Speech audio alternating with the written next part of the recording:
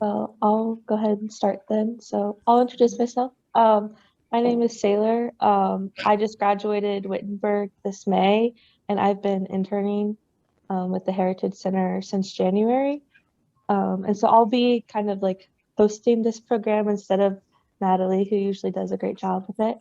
And this one is a little different. So I'll like show a video, and after that, I'll ask that you have your cameras on, and there'll be more of a discussion based on the reading. And if you didn't do the reading, that's okay. There's a little cheat sheet in the back of it, and the video will help explain some of the options.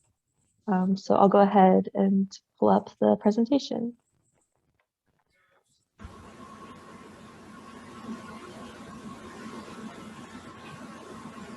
Can everyone see it? Yes.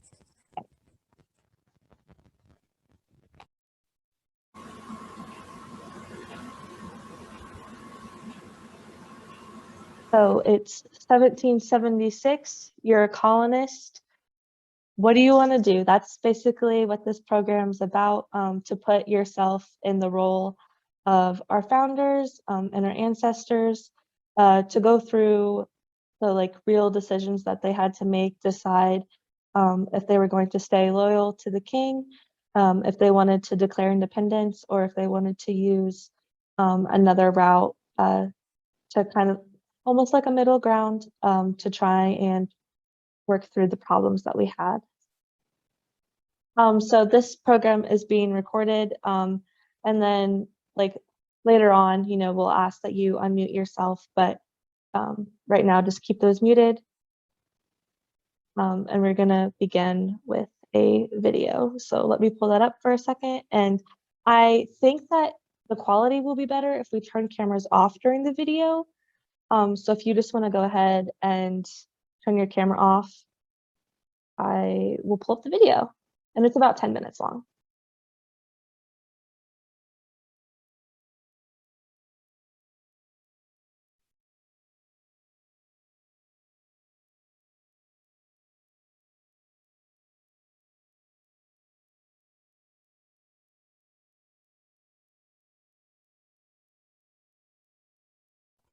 And you'll want to make sure you click share sound.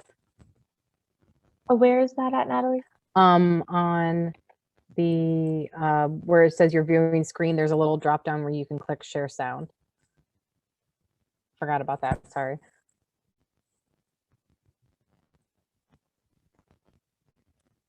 Under new share? Under Oh, okay. yeah, you'll see it on that same board. Yeah. Okay, we can see your sound now that it's turned on. Can you hear it? Can you hear the video? Yeah. Yes. Okay, thank you.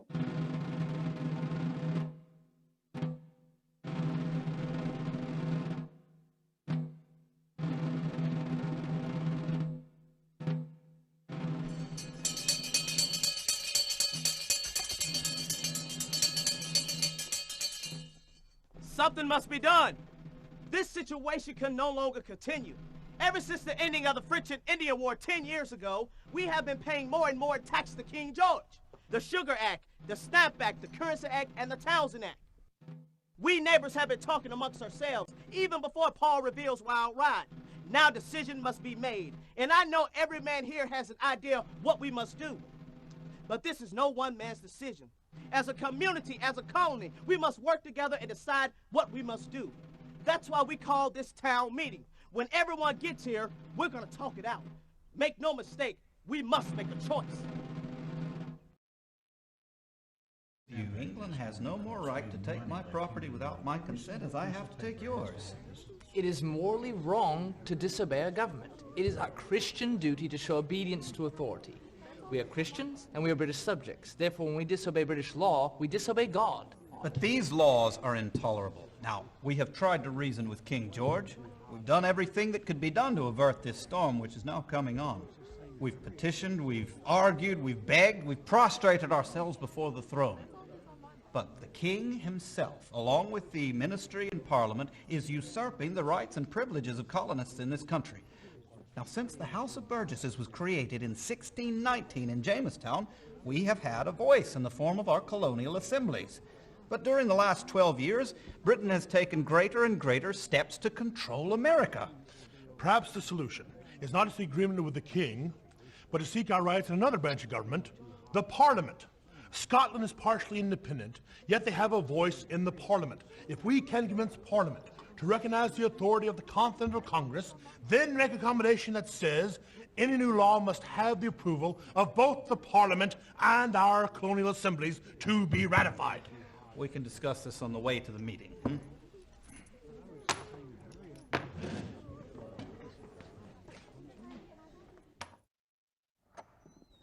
You two speak treason. We cannot possibly break with England. Honor, religion, and family prevented, not to mention the British Army. Nor can we simply demand our own parliament. Based on what right? It upsets all the traditional rights and powers of colonial governments. That is the problem. If we do any one thing, then we cannot do the other two. If we stay completely as we are under these taxes, we shall soon be too broke to try anything. But if we join with New England, then we are in open rebellion. We cannot even then begin to try to negotiate diplomatically with the Parliament. Joseph, you aim for the middle ground, but I fear nothing should be gained from either side that way. I do not aim for the middle ground. James, our friend, says we must stay exactly as we are, forever loyal British subjects. You say we must be our own nation. I say we should be a part of Great Britain, but a separate part. We should have our own parliament. We cannot be our own state. Why not, when the British state has proven itself unworthy to rule by violating our unalienable rights? What rights are these you speak of? I don't remember King George giving colonists any rights, and he's the only one who would be able to. Now, I agree we have been treated unfairly, but to break away, we'd have to defeat the British Army, and then what? What do Virginia tobacco farmers have in common with the merchants of Massachusetts and New York? Would we be 13 individual states, none of which have the ability to stand alone?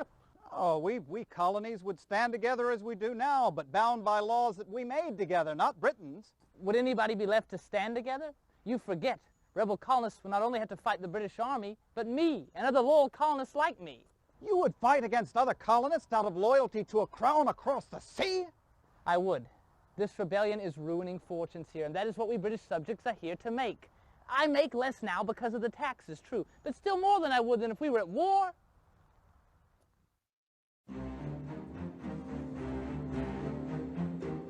Both your plans will result in bloodshed.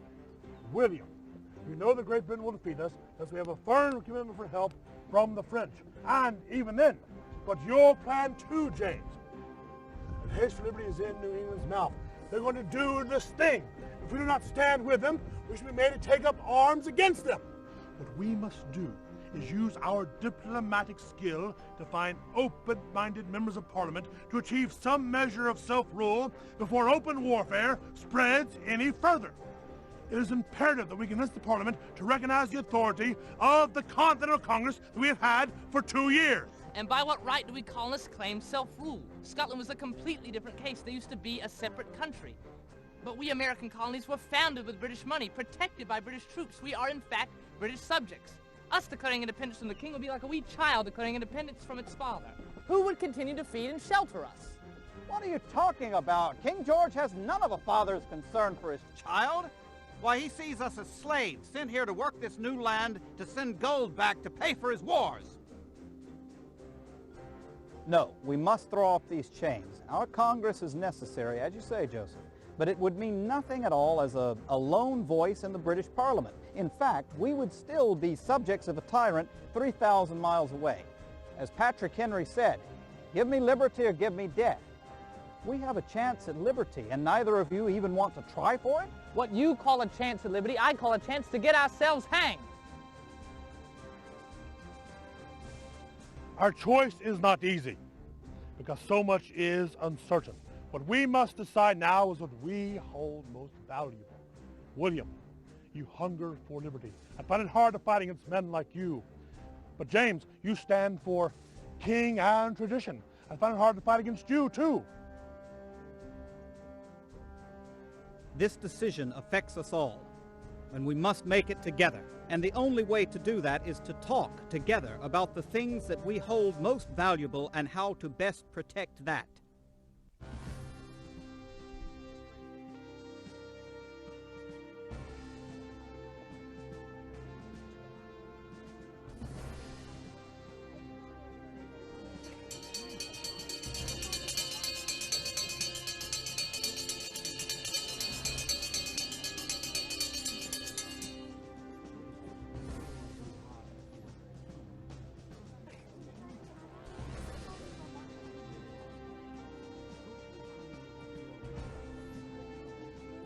Ah, gentlemen.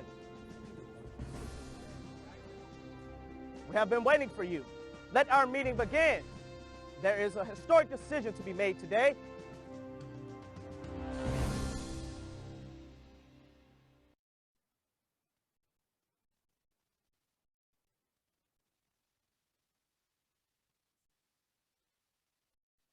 Okay, and then I'm going to pull the PowerPoint back up. And then go ahead and turn your cameras on and feel free to unmute yourself.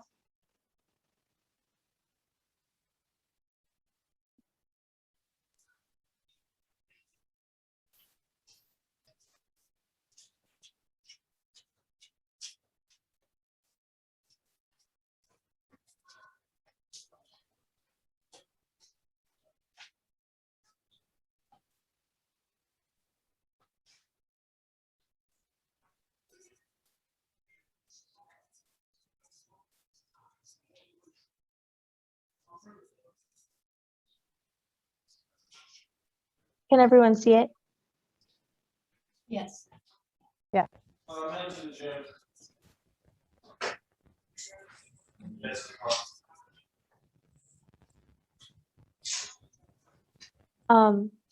So the point of this is to kind of talk through all of these options. It's not to try and convince, like not to come to like a consensus on one option, just to like talk through them, see what other people think is important, if they considered other factors that you didn't consider.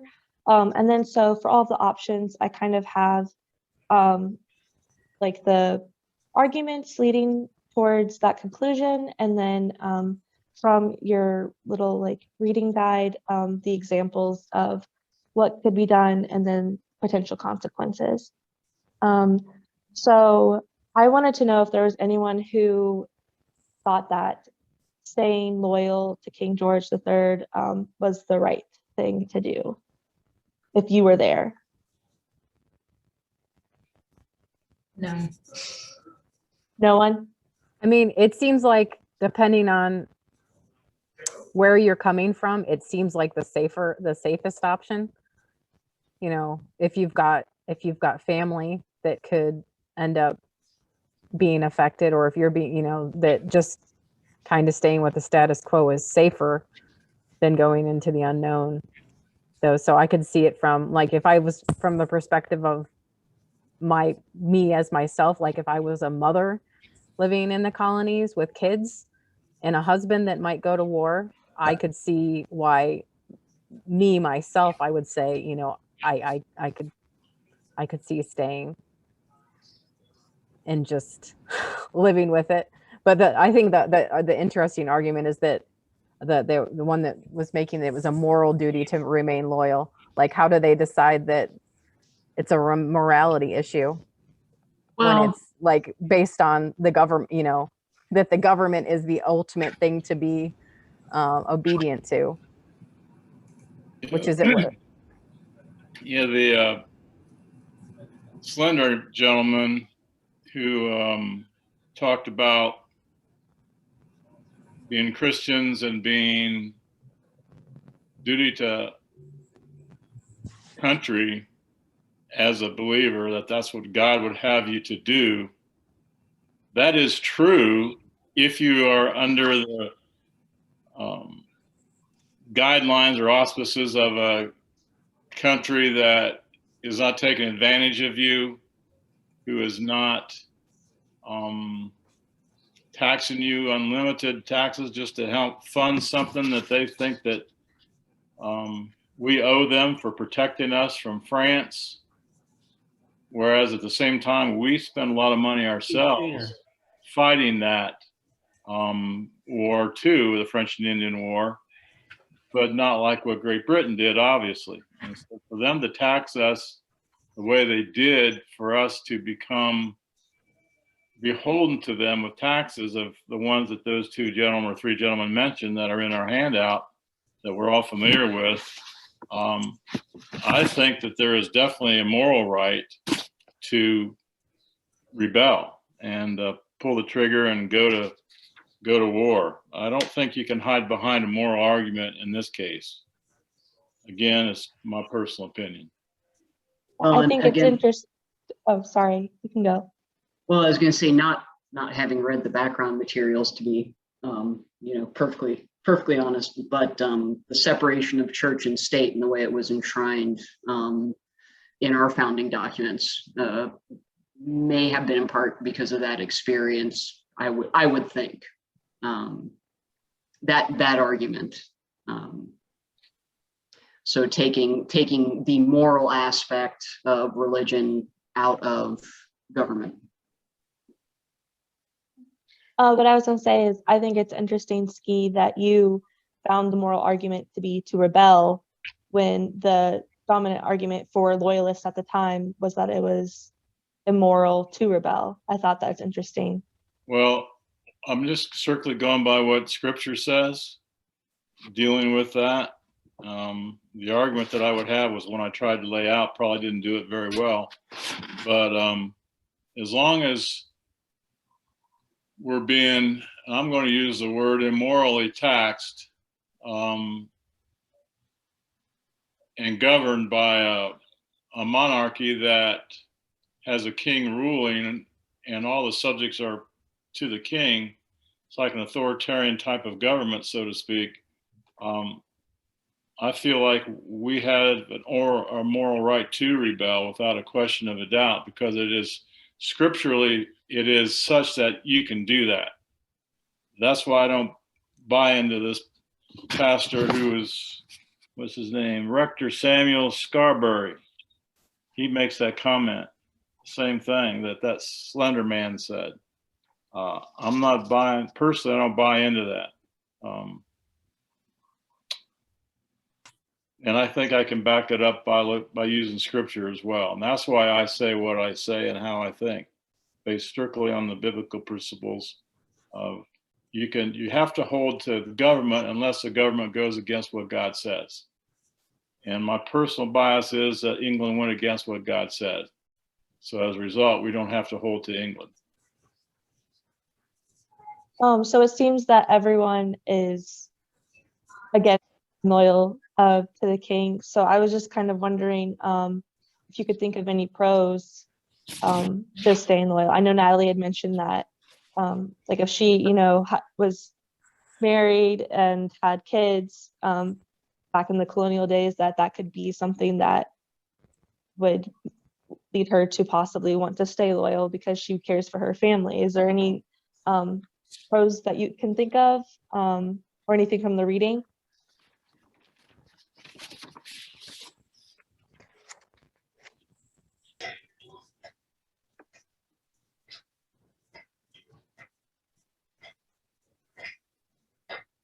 Well, one thing I did notice in the reading, there are some mistakes in it. If that's worthwhile, I don't know. we can let the publishers know that maybe when they put out a new edition, that maybe they should make some corrections. Yeah, there does need to be made some corrections, but that's trivial compared to what we're talking about now. One of the things that if I was in that situation, it had mentioned, feeling a debt to England because the colonists that came over were on a charter, from the crown. And so that could be something, think of that the place you lived was founded by a government that you would try and rebel against. And often, colonists would have family in Britain as well. So that's something to think about, that, when we talk about American Revolution, not necessarily something that comes to mind. But yeah, that argument of feeling a debt to them is how long and I think that's probably, how long are you supposed to feel that way? I mean, we've been here for however long now, and we have generations that are will be born completely in America, and they won't feel ties. So I think that's, there was that younger generation that helped, I think, would be the ones that would be pushing more towards, hey, we don't have any strong ties back there. Why should we feel loyal? And why should we put up with them treating us like this? Because, so yeah, I can That's a really good point. And then also, they were a very powerful, military wise, a wealthy country, and just logistically trying to go against England when the colonies were this like ragtag group could be kind of daunting, even if you did believe that they were unjustly taxing you. That could be something that would lead you to be a loyalist. But if no one has anything else to add, I will move on to the second option, which is declaring independence.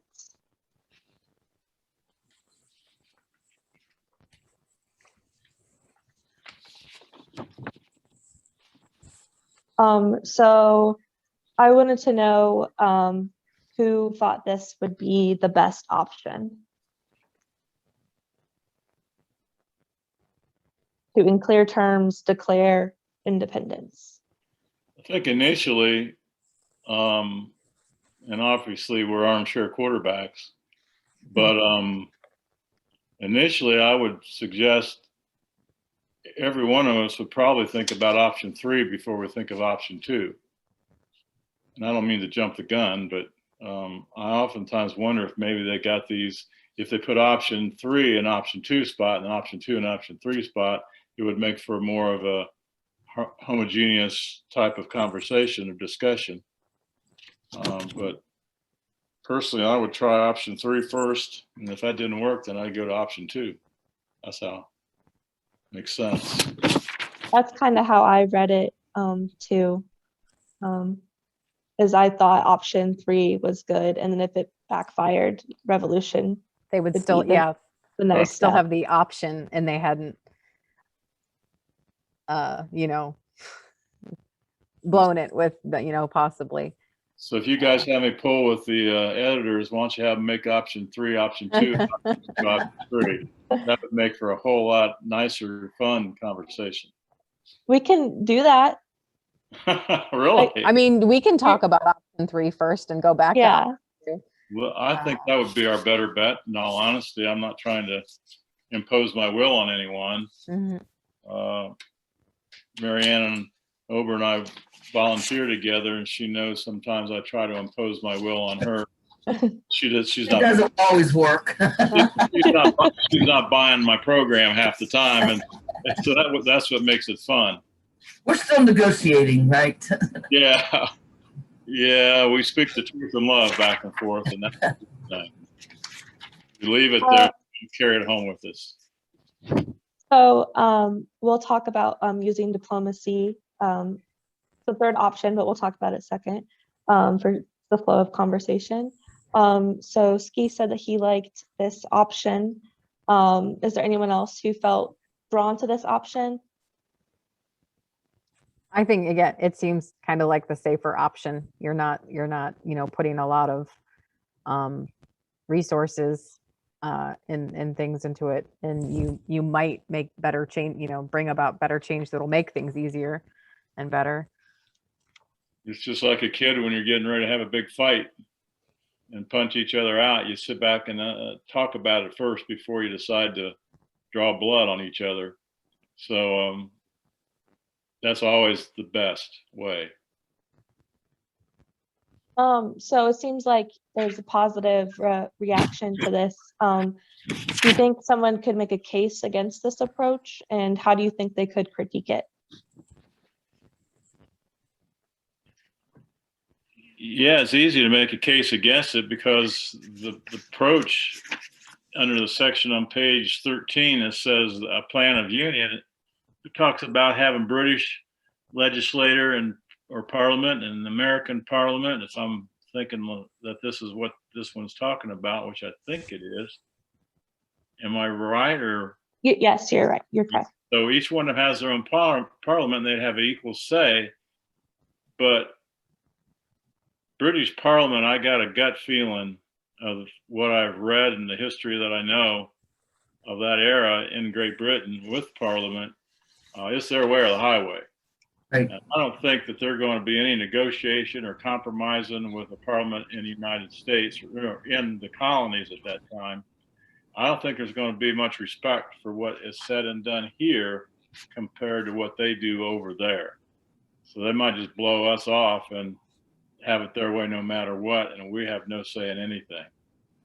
That's that was my thought as well, is that if there's a rebellion broiling, then you know, some colonists aren't going to be able to you know, assert enough authority over, you know, the British Parliament to get anything done before, again, things boil over in the colonies. So,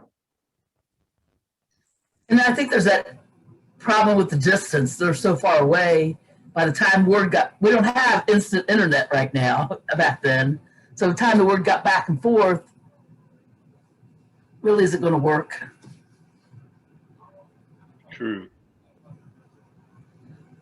I also thought it was something that could potentially backfire. You know, it said try to like build up our relations with France and Spain, but if England found out, that would be very bad for the colonies.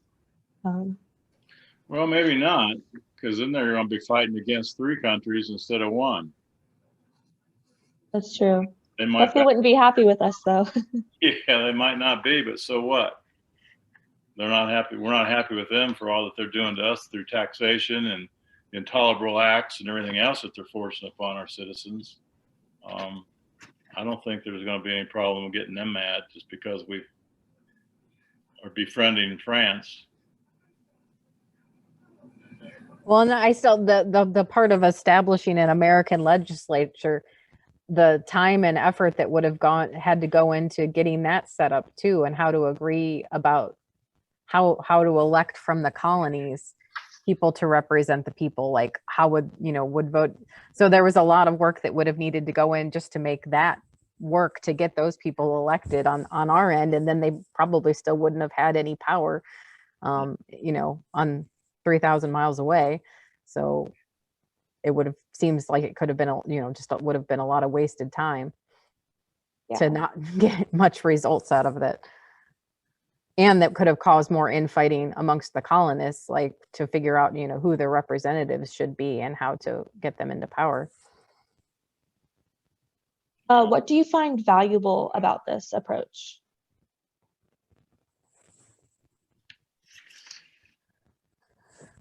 Well, you bring a whole lot of people into the conversation rather than just like those 3 guys that we saw in the video. And a whole bunch of heads are better than one. So you could try to come up with a consensus that would be all in favor of doing one thing or another. That's one thing. Well, I say that reading this again, it said that this option also suggests that you're quietly still building up your militia. So I guess this just buys you more time.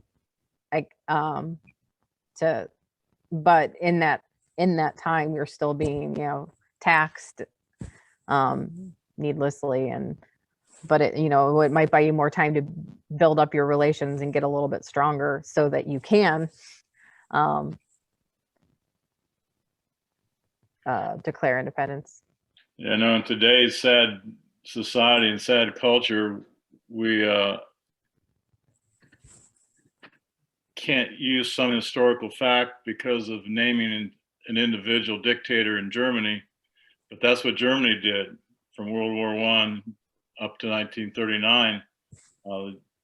Hitler, behind closed doors, building up armaments while he was still negotiating with Chamberlain from England.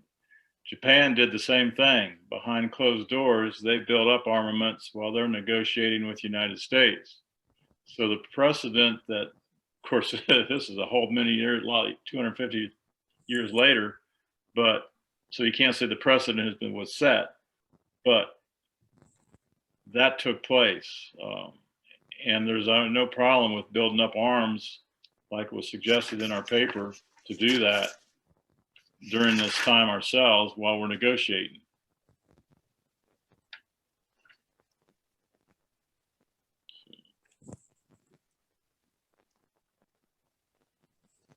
So, I mean, in all like historical accuracy, was it more of a combination of options 2 and 3? Or, I mean, looking at the timeline, it seems like, well, the timeline only goes up to where we are now. But I mean, it seems more like it was more fast and furious of jumping into things. I mean, and then if you... It was more option 2. Mm-hmm. So maybe if they'd had more of a combination, just, you know, the losses that they did suffer in the beginning might have been. Well, I think if you're looking at option 3, if you look at it from our country's point of view, where if you want to look at more of a parliamentary government that interacts with England, then that's fine. But you have to think about it from their point too. They could still see us as just being a puppet, and they're letting us have this. And we think we have this kind of power. We think we're sending people over to represent us. But once they leave this country and go over there, we don't know what kind of promises they're making. We don't know what kind of things are being given to them. Their loyalties may not lie with us anymore. So maybe England would be doing the same thing that we would be doing. Maybe they're biding their time. Maybe they're planning something larger to take that power away from us that they're letting us have. So sure, I mean, you could think that we're a separate part of England as much as they'd let you believe, but it wouldn't take much for a country that large, you know, if they're biding their time as we would be, to just strike back. So I mean, option 2, not that we've delved into that quite yet. Maybe that'd be that's a good segue to option 2.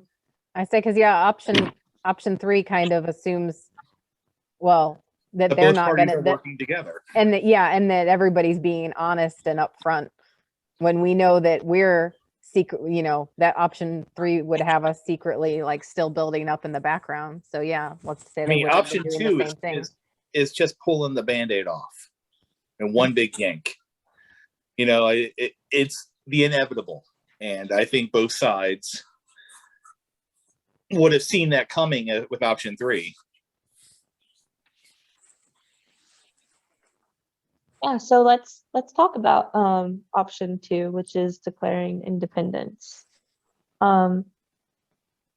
This you know, is a more direct course of action. And so one thing, like one of the questions I had written down is, like, would you personally be willing to like deal with and sacrifice lives of other colonists for your own independence? Because that was something that they had to think about, is how would they deal with that problem?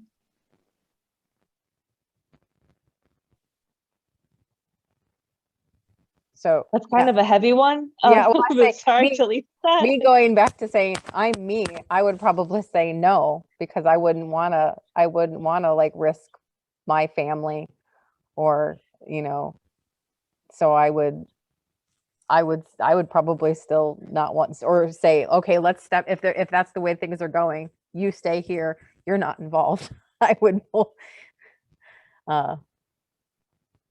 is how because I can see, I can see now from the other from the perspective of not, not the young revolutionary who says this is our, we have our own rights. I would probably be more afraid of what we would lose and wouldn't want to sacrifice, my neighbors or people I know or people I love. Yeah, I think we can easily speak from today's economy, but if you're putting yourself back in time like we were supposed to, I got a gut feeling that we'd be as patriotic as anybody else. World War II, the patriotism of our country was huge. Vietnam, it wasn't. American Civil War, it was huge. Revolutionary War, it was huge. So I got a gut feeling a lot of us would not think like we're thinking today. And I agree with you, Natalie. In today's economy, would I want to see any of my children go to war? No, I would not. I wouldn't want them to go to Iraq or Afghanistan. I wouldn't want that because of just my personal political feelings. But back then, because we were being threatened, we can't just sit idly by and let someone else do our work for us. I think we all would have pitched in one way, shape, or form, whether it be in the battlefront or whether it be in the home front. If you would have the thought processes that you have now, which is certainly understandable, you'd be a superstar on the home front, and you would be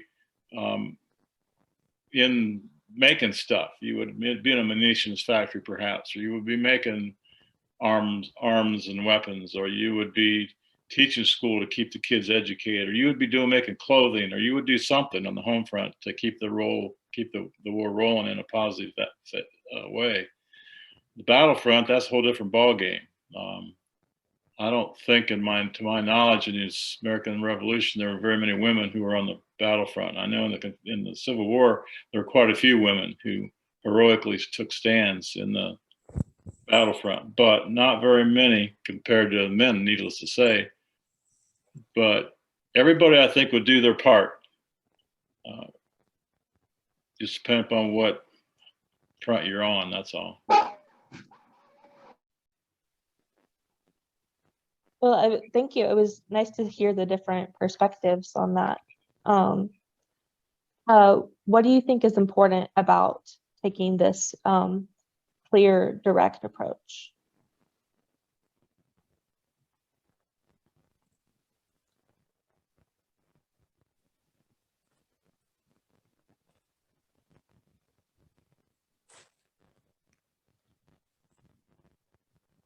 I think kind of what you had mentioned earlier, John, that if we did option 3 and we kind of like waited and tried to build up our own militias, they would be doing the same thing. So I think that taking the, like you said, the clear approach, wouldn't give them the time to do that. So that's something that would be a benefit of this.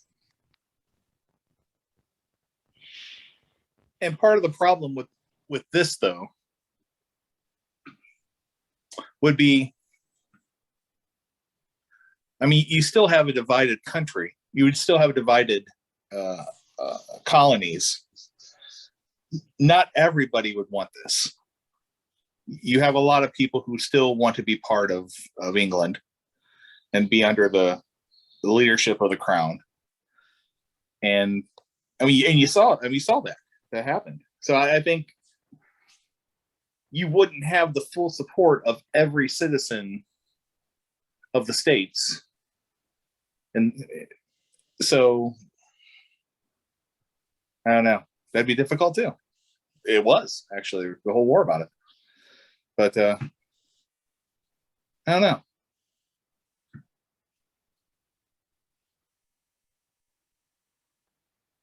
know. For those who don't like this directive and approach, what are you most concerned about?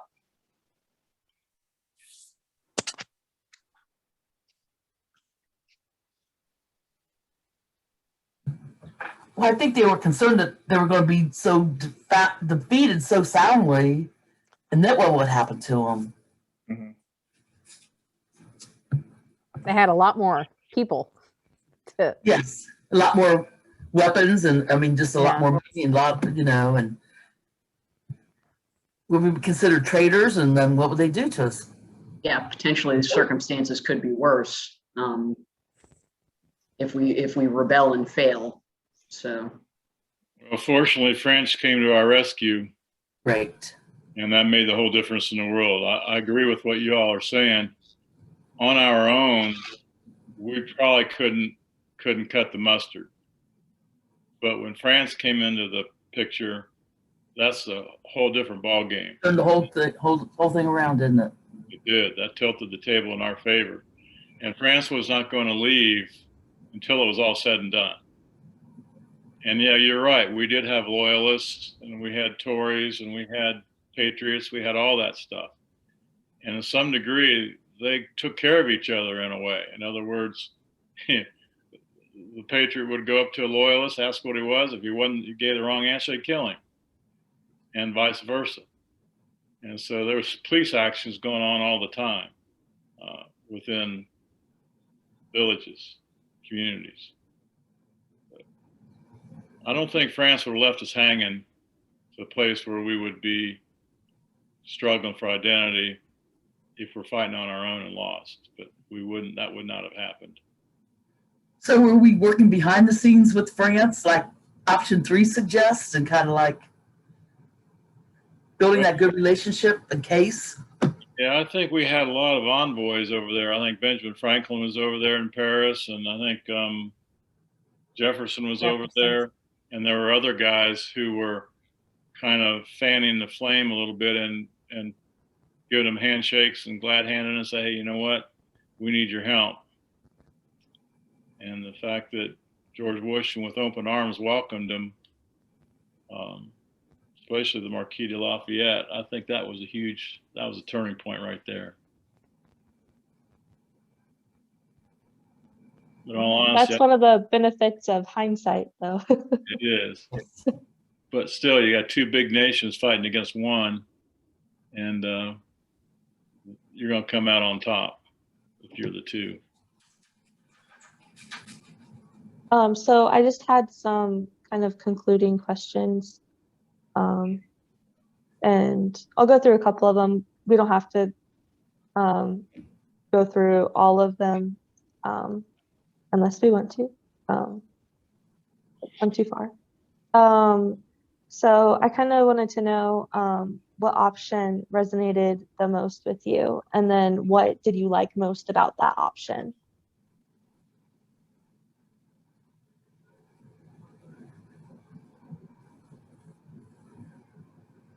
Well, at the time, I probably would have leaned more towards option 3.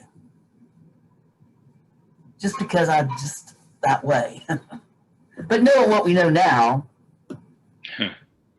It's hard to see beyond kind of what you know now. Exactly, it is. Yeah. I'll be honest, I wasn't thrilled with any of them because, affirming our allegiance to the king sounded like, we were being cheated and overtaxed. Compromise sounded like it would be slow, probably ultimately wouldn't work in the end. And declaring independence sounded like we'd get our butts kicked. Right. So that's which, and that's I probably would have been at about the level of information had I lived back then that I am now. So probably would have felt about the same way.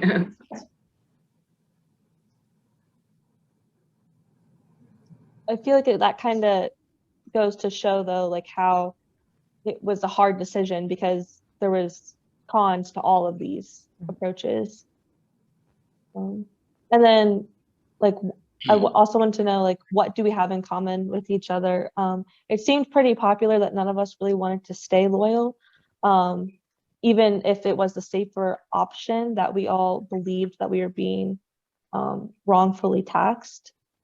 So I thought that was something that we had in common. I didn't know if anyone else noticed anything that we had.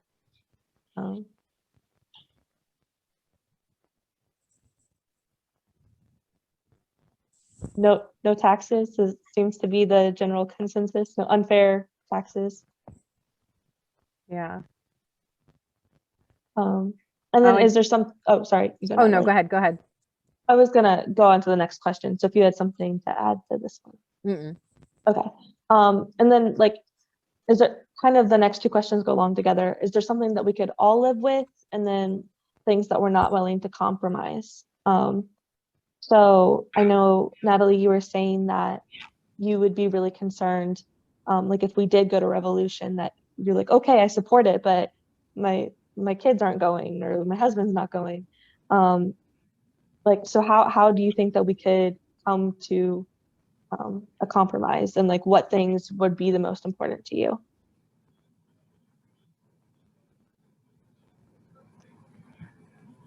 Well, if you were a man and you weren't going to go, back in those days, there was more of an agrarian economy than any other. And you just get in your farm fields and make food for the troops, grow food for the troops. To do what you can on the home front if you're not gonna. Yeah. So there's other ways to do battle than just carry a musket over your shoulder.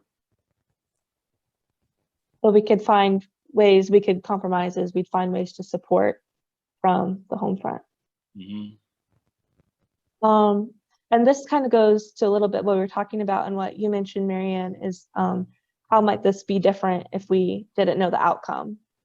I know, like, again, for me, it's hard to picture different outcomes because, you know, I study this, I know what happens. So I was wondering if anyone else kind of like had those limitations when they were reading as well. Well, I say all I could think of was what Hamilton song goes with this part of this, what I'm reading there. And I mean, as much as I know that there's inaccuracies in the musical, I realized that it really does lay out what they were facing pretty well. And I think that what it made me think of, like, how outcomes could have been different is that, you know, we had a bunch of young soldiers, young people that were the fighting force. I mean, and then that's still how things work today. That if we hadn't had so many young revolutionary founding fathers that were willing to, you know, wanted to say this is the way to go rather than us keep trying to compromise, how things might have gone differently if we'd had, you know, we hadn't had the young, headstrong people wanting to fight. Yeah. And then do you think race or gender would impact a colony? So if you were back in 1776, do you think that if you were a different race or a different gender, if that would impact how you thought about things?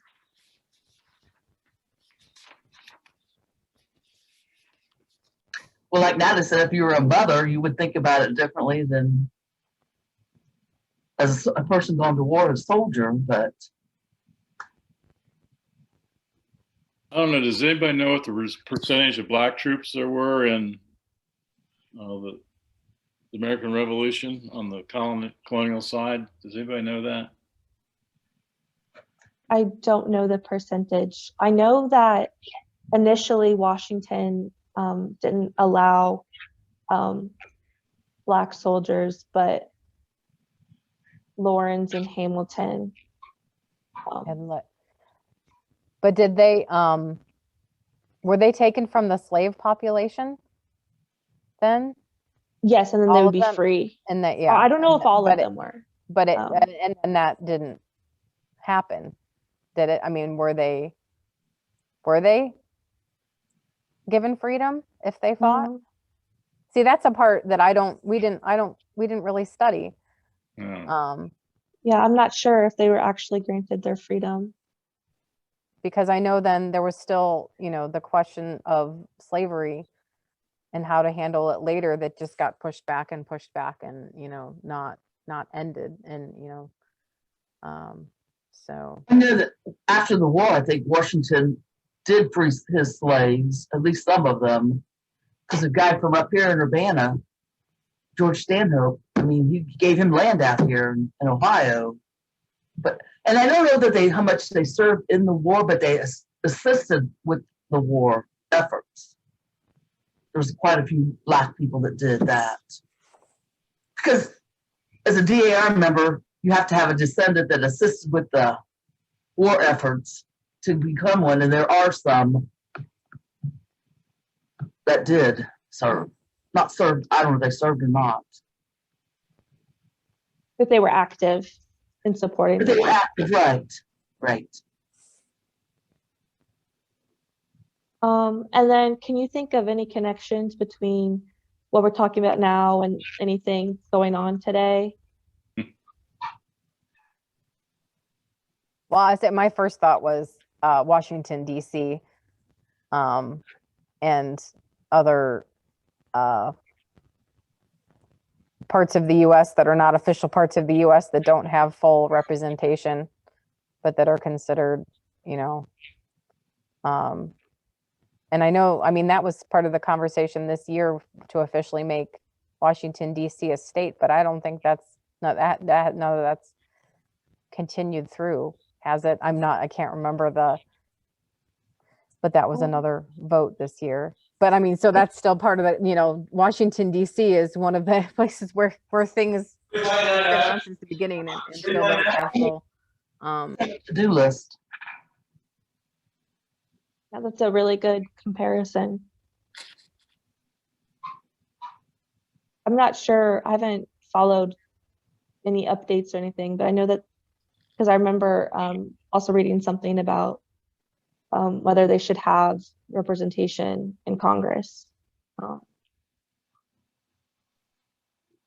that was interesting, especially since they do in the Electoral College. And then did this change your mind about anything? Or maybe not necessarily like your answer about going to revolution, but did you consider other consequences of the option that you felt most drawn to from this?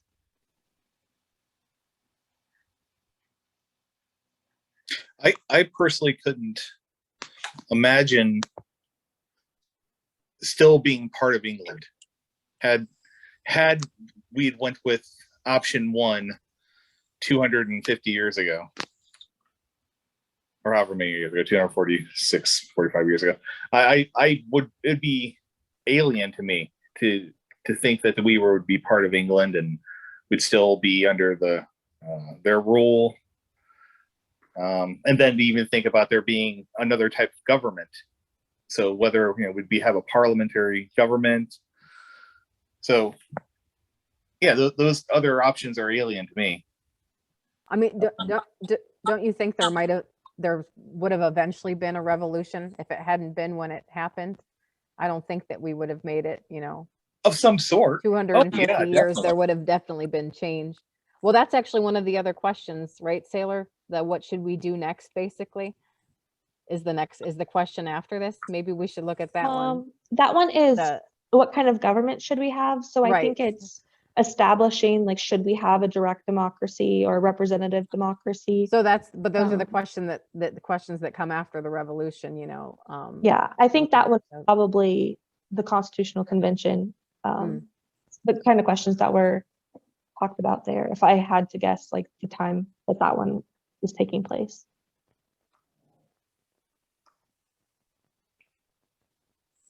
You're right. I couldn't imagine living with having a queen. I mean, and being under British rule and having our British accents, and it's just so foreign to me. That's what they did. I was going to say that's why George Washington is such a great president, because he set the precedents that he did not want to be called King George because they wanted to make him a monarch, and he said no. So he set it up the way he established the way it is today with a democracy. And let's just pray that our democracy stays intact ad infinitum.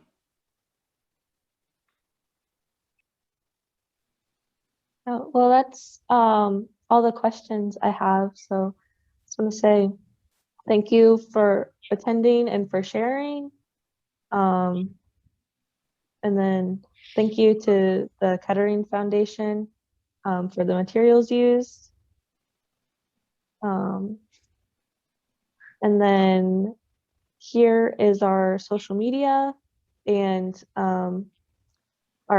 this little like button here is our QR code. So if you put your phone over it, it'll take you to a link tree, and it has all of the links for the Heritage Center, so our social media, website, all of that. But thank you so much for coming tonight. Ski, you and I can continue this discussion on Saturday. We will. I will be there. I'll bring my notes. Hey, thank you. I think this is really interesting to look at issues this way. It's hard to turn off our now brains, It is. but it's interesting the perspective that they put the readings into, first person primary source material kind of thing. So maybe we'll look at more of these in the future. I think that would be neat to do, and maybe we can make up some of our own local history discussions where we go back and we say, okay, we're the leaders of people in Clark County. What would we do? Maybe there's some things we can do with that, and we can get some interesting discussion going, and try and turn off what we know now. I definitely like that idea. So yeah, thank you all. I just appreciate the time you all took to set this up for us. Yes. It was very, very good. Nicely done. Thank you. Thank you. Thanks. Have a good night. Bye. Bye. Bye-bye. Thank you. Bye, everybody.